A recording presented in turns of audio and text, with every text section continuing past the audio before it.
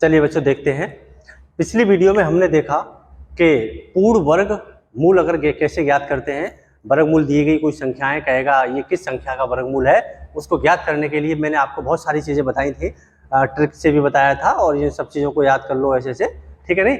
तो आज हमें ये देखना है, उस टॉपिक को आज हम पूरा कर देंगे। पिछली वीडियो में कुछ रह गया था, आज इसको हम पूरा करते हैं। कहने का मतलब ये है कि क्या बचा हुआ है। तो वर्गमूल ज्ञात करने की सबसे आसान ट्रिक है, सबसे पहले आप हमारे चैनल को सब्सक्राइब करें, बेल आइकन को दबा दें। हमारे चैनल का नाम अखिलेश मैथ्स ट्रिक है, इस नाम से आप देखोगे चैनल पर बहुत सारी वीडियो पड़ी हुई हैं, आपको मिल जाएंगी। कैलकुलेशन की काफ़ी वीडियो हैं। ओके, अब देखो कौन सी संख्या पूर्ण वर्ग नहीं है, कौन सी संख्या परफेक्ट स्क्वायर नहीं है, नहीं हो सकती है, उसको पहचानना है। कैसे कैसे पहचानेंगे, तो चलिए चलते हैं। देखो हमने देखा कि एक का वर्ग करने पर इकाई के स्थान पर एक आता है, दो में चार आता है, तीन में नौ, चार में छः, इस प्रकार से ये नंबर है। ये हमने पिछली वीडियो में भी देखे थे। लेकिन बात यह है कि अब इसमें से 1 से लेकर के 9 तक ये देखना है कि कौन कौन सी संख्या वर्ग करने के बाद इकाई के स्थान पर नहीं आती है, ठीक है नहीं। तो ये पहचानने के लिए हमें ये देखना है, सबसे पहले देखो अगर हमने 1 का वर्ग किया तो इकाई के स्थान पर 1 आया, अच्छा 2 का वर्ग किया तो 4 आया। लेकिन क्या कहीं आपको 2 नजर आ रहा था इसमें? हम कहेंगे 2 नहीं है। फिर कितना 3 दिखाई दिया तो कहोगे 3 भी नहीं है। बताओ 4 है तो 4 तो है, 5 है 5 भी है, 6 भी है, 7 कहीं नजर आया? बताओ 7 नहीं है ना, तो आपको यहाँ पर 7 भी लिखना है। और देखो 8 है, कहीं दिखाई दिया? 8 भी नहीं है, तो आप यहाँ पर 8 भी लिख लो। ये 4 नंबर है, 2 3 7 8, 2 3 7 8। अगर आपको संख्याएं कितनी भी बड़ी दी गई हो, चाहे 100 का स्क्वायर पूछा है, 200, कितनी भी बड़ी संख्या का स्क्वायर पूछा है नहीं, और स्क्वायर रूट पूछा है आपसे, तो पहले आप ये ध्यान दो कि कभी भी जब संख्या का स्क्वायर निकालोगे तो वर्ग करने के बाद इकाई के स्थान पर इनमें से आपको कोई भी संख्या दिखाई नहीं देती है। पहली बात तो ये है। अच्छा दूसरी चीज ये है कि मान लो एक स्क्वायर होता है 784, मैं यहाँ पर लिख दूं 782, ठीक है। और आपसे कहूं कि बताइए ये किस संख्या का वर्गमूल है, दी गई संख्या किस संख्या का पूर्ण वर्गमूल है, ठीक है नहीं। तो आप इस संख्या जब देखोगे ना, तो सबसे पहले आप ये ध्यान दो कि ये इकाई के स्थान पर 2 है, इकाई के स्थान पर 2 है, तो 2 किसी का भी स्क्वायर करने पर नहीं आता। 2 किसी का भी, कोई ऐसी संख्या नहीं जिसमें 2 का स्क्वायर करोगे तो 4 आता है, लेकिन 2 किसी में नहीं आता। जब 2 नहीं आता तो आप तुरंत ऐसे क्वेश्चन को गलत कर दोगे कि ये क्वेश्चन क्या है, गलत है। तो आपको ये देखना है कि इकाई के स्थान पर कौन कौन से नंबर ऐसे हों जिनको हम देखते ये पता कर लें कि ये किसी भी संख्या का पूर्ण वर्ग नहीं है। तो मैं आपको ये सारी चीजों के बारे में बताता हूँ। जैसे ये 2 दिखाई दे, 3 दिखाई दे, 7 दिखाई दे, 8 दिखाई दे, और इसके बाद विषम संख्या में, किसमें? विषम नंबर में, विषम नंबर में आपको 0 दिखाई दे, विषम नंबर में 0 दिखाई दे। अब ये 0 से मतलब क्या है, 0 से मतलब क्या है मैं आपको बताता हूं। 0 से मतलब ये है कि जैसे मान के चलो कोई संख्या 100 है ना, जैसे मान लो 100, मैं कहूंगा ये किस संख्या का वर्गमूल है, आप कहेंगे ये 10 का वर्गमूल है। 10 का स्क्वायर कर दो 100 होता है, 10 का स्क्वायर करने पर कितना आता है? 100। मैं यहां लिखता हूं कि 10 का स्क्वायर करने पर ये 100 आता है। तो 100 का स्क्वायर करने पर कितना आता होगा? मैं कहूंगा 100 का स्क्वायर करने पर ये 10,000 आता है। फिर 1000 का वर्ग करने पर बताओ कितना आता है? तो 1000 का वर्ग करने पर 1 2 3 4 5 6, कितने 0 हो गए?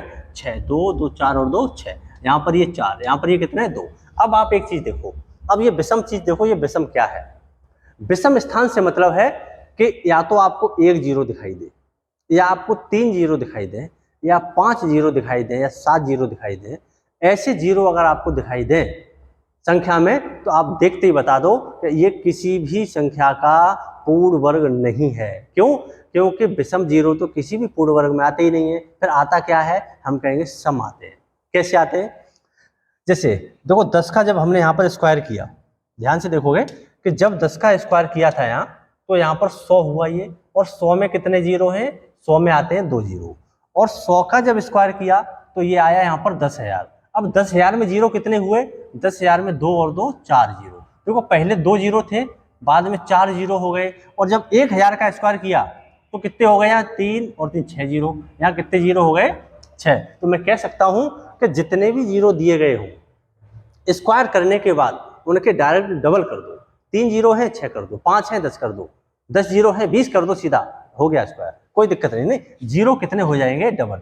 अब जब स्क्वायर करने के बाद जीरो डबल होंगे तो स्क्वायर रूट करने के बाद जीरो भी क्या हो जाएंगे? आधे हो जाएंगे। हमें वर्गमूल पहचानना है, इसका उल्टा आना है, तो जीरो आधे होंगे। आधे का मतलब ये है कि मान लो कि 10,000 आपसे पूछा जाए, 1 2 3 4, अब यहाँ पर कहे कि बताओ ये किस संख्या का वर्गमूल है। हम कहेंगे हम स्क्वायर करने के बाद जीरो डबल हो जाते हैं, तो स्क्वायर रूट में ये पहचानना है कि जीरो जितने भी हों उनके आधे कर दो। तो आधे करने के लिए जीरो है कितने हमारे पास? 4। अब 4 जीरो के जब आधे करोगे तो एक का तो एक ही होता है वर्गमूल, एक का कितना होता है? 1, और 4 जीरो के लिख दो आप 2, कहोगे ये 100 का वर्ग है। 100 का वर्गमूल किसका? ये 100 का हो गया। अब ऐसे में कहूँ यहाँ पर 1 2 3 4 5 6, बताओ ये किस संख्या का वर्गमूल है? आप कहोगे पहले जी ये गिनवा दो कितने हैं, तो 2 और 2 4 और 2 6, तो एक का वर्गमूल तो 1 होता है। अब 6 जीरो के आधे करोगे तो 1 2 3, आंसर हो गया। कितना हो गया? ये 3 हो गया। आप आधे जीरो कर दो, आंसर हो गया। अगर आप बताओ कभी कभी क्या होता है, कई बार बच्चे 100 का स्क्वायर 1000 बता देते हैं, 100 का स्क्वायर कितना बता देते हैं, कन्फ्यूज हो जाते हैं, उन्हें मालूम ही नहीं होता कितना होता है 1000। अच्छा मैंने मान लिया थोड़ी देर के लिए कि 1000 वर्गमूल हो गया, ठीक है नहीं। अब इसका वर्गमूल निकाल के देखना, 1000 का 100 आना चाहिए, बिल्कुल आना चाहिए। अब ये जो जीरो 3 है, अब जीरो तो या तो डबल होते हैं या डबल के आधे होते हैं, तो ये जब 3 जीरो के आधे करोगे तो 1 जीरो ये और ये 1.5 में से क्या आधा करके ऐसे थोड़ी नहीं लिखना होगा, या तो 1 लिखोगे या 2 लिखोगे, 1.5 जीरो तो होता नहीं है, तो क्या होता है? ये 1000 तो गलत है। फिर सही क्या होगा? सही ये है कि 1 का वर्ग करने पर तो 1 आता है, और ये 2 जीरो के डबल कर दोगे तो ये कितने जीरो हो जाएंगे? 4 जीरो हो जाएंगे। तो यही हमारा क्या हो जाएगा? इसका आंसर हो जाएगा।